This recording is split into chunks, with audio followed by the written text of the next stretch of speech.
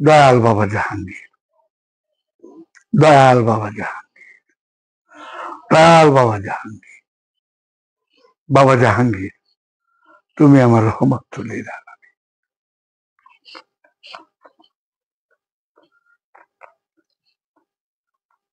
আমি একটা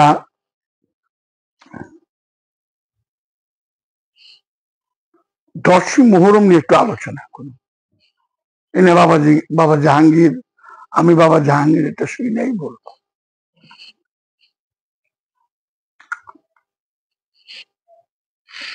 দশই মুহররমে ইউনুস নবীরে প্রথমে 1 মাস গিলল, তারপরে আরেক মাস গিলল, তারপরে 5,000 10,000 ফিট নিচে চলে গেল পানি। আবার 7 দিন না 1 মাস পর বমি করে দিল। বিজ্ঞান দৃষ্টি থেকে এটা হয় সম্ভব? এই দশই মুহররম নিয়ে কেউ আলোচনা করে না। বাবা জাহাঙ্গীর দশই মুহররম যেভাবে তুলে ধরছে এটা নিয়ে আলোচনা করে না।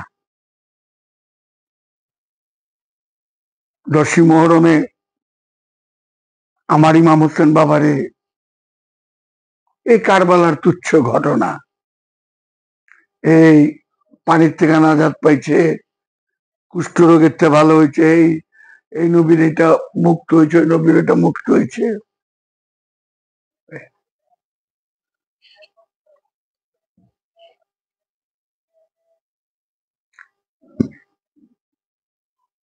আমার মহানবীর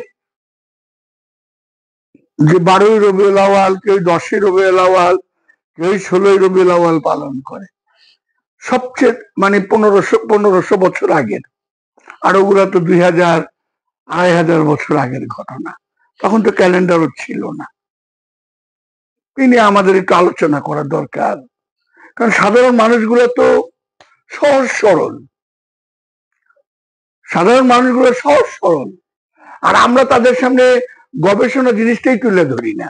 যে আপনি নিজে পড়েন, নিজে গবেষণা করেন, নিজে একটা চিন্তা করেন যে কি বলতেছে কোরআন, হাদিস কি বলতেছে।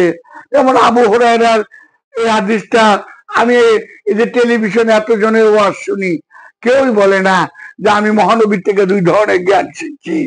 একটা বলা যাবে, আরেকটা বলতে গেলে কাটা যাবে আমার গলা। এই যে দর্শনগুলা হয় না, এই দর্শনগুলো আমরা চিন্তা করি না, বলি না। কেন যে বলি না জানি না। কত হাদিস আছে মহানবীর, যেমন ইমাম হোসেন বাবার হাদিসটা আমরা ভুলেও কেউ বলি না, একমাত্র শিয়া সম্প্রদায় ছাড়া, যে হুসাইন আমার থেকে, আমি হুসাইনের থেকে। এর কি কথা থাকতে পারে যে আমি নিজেই হুসাইন থেকে? হুসেন বাবার পক্ষে একটা লোকও যায়নি। কেন গেল না? হুসাইন বাবার পক্ষে লোক সবাই এজিদের পক্ষে গেল। কেন গেল? কারণ এর জন্যই যায় নাই, হুসাইন বাবার এখানে নিশ্চিত মৃত্যু। সত্য এত কঠিন, কেউ গ্রহণ করে না, স্বয়ং নিজের ফ্যামিলিও গ্রহণ করে না।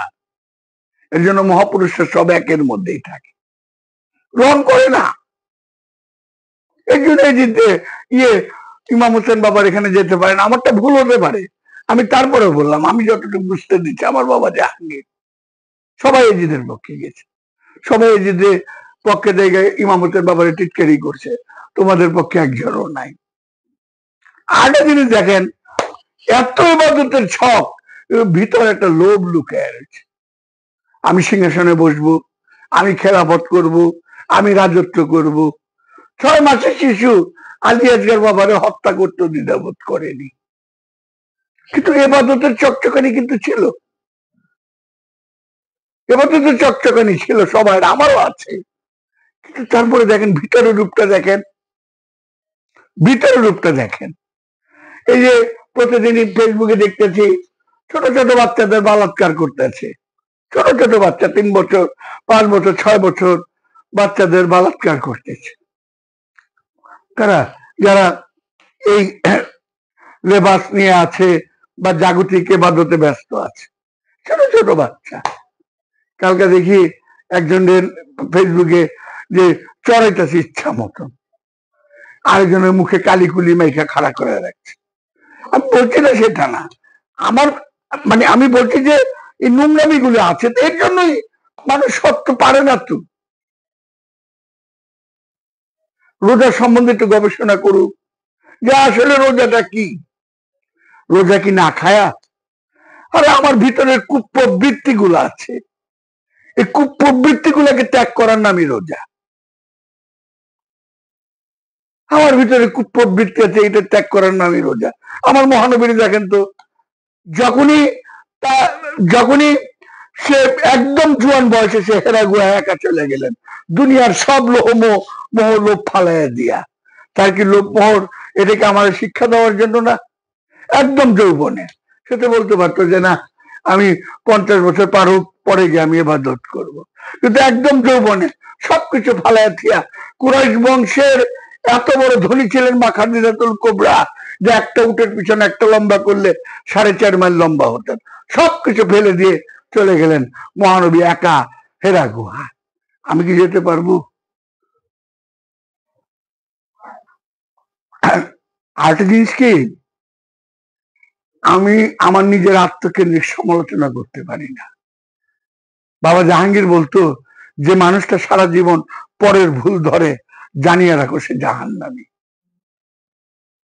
আরেকটা জিনিস বাবা জাহাঙ্গীর বলতেন, যে মানুষটা সবকিছু বুঝে গেছে গা, তার আর শিখার কিছু নাই, শিখার কিছু নাই। আমরা অকপটে একজন আরেকজনকে কমান্ড করতে পারি আজে বাজে যা কিছু। আমি কি একবারও চিন্তা করি যে আমার ভুলগুলা কই?